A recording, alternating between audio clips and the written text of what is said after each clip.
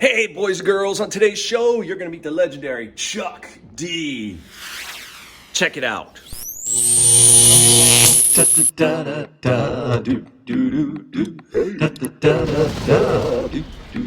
All right. Hey now. Mr. Kovacs Class. It's Mr. Kovacs Class. You might learn a ton. It's Mr. Kovacs Class. It's interesting too. It's Mr. Kovacs Class. And he's super cool. It's Mr. Kovacs Class.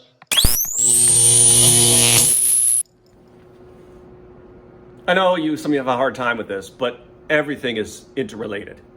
Okay, even here, I teach science, but you always got to remember that science is a product of people, and people are a product of the social situation in which they live. So you cannot separate social studies from science.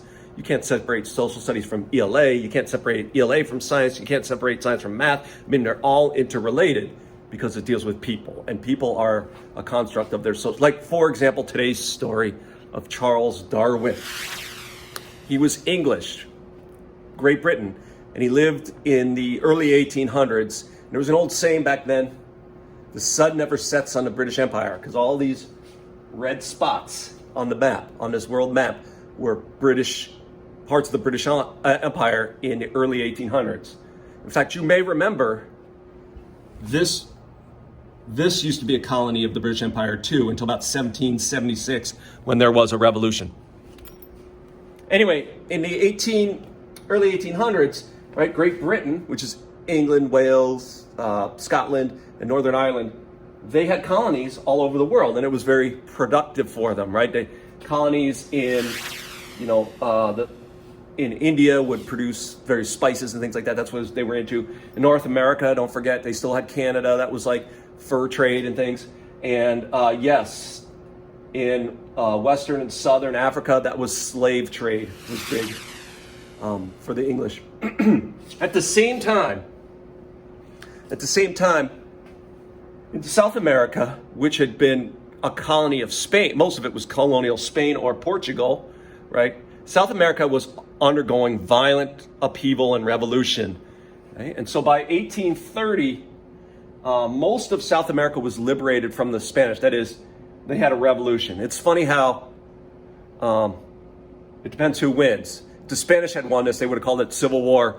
But since the rebels won it, the liberators, Simon de Bolivar, they call it a revolution, and they became independent nations that we know now, like Peru and Chile and Ecuador and those kinds of, right? So think about there, the British. The British, man, they have colonies like all over, with one exception. They don't have much going on in South America. They had recently gained Guyana from the Dutch through a treaty deal. Yeah, they were eyeing South America. So that's kind of where our story begins. Right? There's a ship called the HMS Beagle. The HMS Beagle, Her Majesty's ship. At that time, this was right before Queen Victoria came into power, that we'll call the Victorian age of British Empire. But so this would either be like Her Majesty's ship. So it was a naval vessel called the Beagle. Don't ask me why they named a ship after a dog. It doesn't seem like a great vessel to get on if you're going to sail for a long way. I would have rather had it named after something that usually floats or swims better than dog. Like, how about HMS like Dolphin? That would be pretty good, right? Anyway, that's beside the point.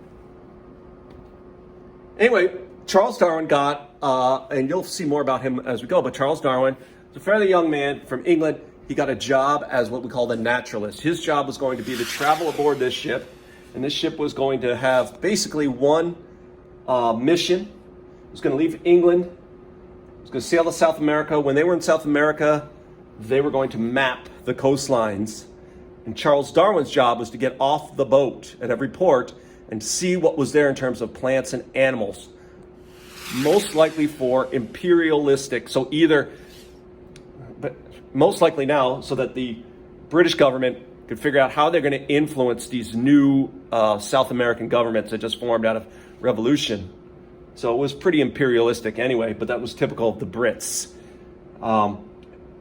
Once they went around South America, they were going to come back home the long way, across the Pacific Ocean, and then make some stops at their British colonies of New Zealand and Australia and South Africa before finally returning home to the UK, to England, right?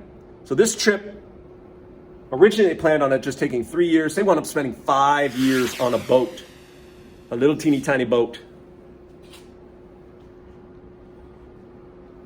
Now, the first meaningful stop was when we were in South America and Charles Darwin found this fossil. It was the giant head of some kind of prehistoric animal. And right at the same time, this is when fossils of dinosaurs had just been discovered and this whole new world of paleontology was open. And Darwin was really into it, and this caught his attention. He was like, there used to be things on this planet that were monsters. When they went around the tip of South America and they landed in Ecuador, it was the jungle of, the Ecuadorian jungle on the Andes, in the Andes.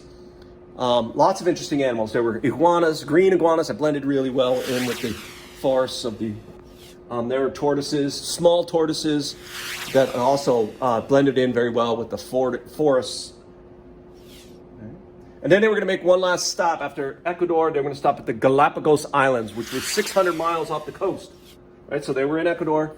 They were going to travel 600 miles, and they were stopping. In South America there were tortoises, but they were stopping at the Galapagos because in the Galapagos there were tortoises. Humongous, look at it, bigger than people size, 500 to 600 pound tortoises. And they were going to stop at the Galapagos because their next stop was going to be New Zealand. So they needed supplies. Guess what was on the menu of the HMS Beagle? That's right, turtle burgers. No, seriously, tortoises were not hard to catch. They were heavy, but they didn't seem to run away from people, and they're pretty slow. So, and they had there are a lot of hamburgers in a tortoise. Okay. In fact, here's a tortoise. This is Harriet, and Harriet was one of the lucky ones because this was one of the few tortoises that made it all the way across the Pacific, and then when they got to New Zealand, they didn't need Harriet anymore, so they dropped her off, and she lived in a zoo until 2006. That's crazy. 176 years old when she died. Okay, but yeah, like tortoises, you keep them on the boat to eat because they were easy to keep. You didn't need to feed them much, water them much. When they stopped at the Galapagos, right, the tortoises were similar but different. Not only that, Darwin noticed that on the Galapagos, even on different islands, the tortoises were similar but different. In fact, the natives there would tell him, hey, Senor Charles, I can tell you what island the tortoise is from just by looking at its shell, because every island seems to have a different shelled tortoise. Not only that, there were iguanas on the Galapagos, but again, they were similar to, but different. And Charles was like, well, it's jungles here. You're going to be small and green. But here on the Galapagos, there's no jungles. In fact, there's a group of iguanas that didn't even hang. They went swimming. The only swimming lizards on Earth, the marine iguanas of the Galapagos.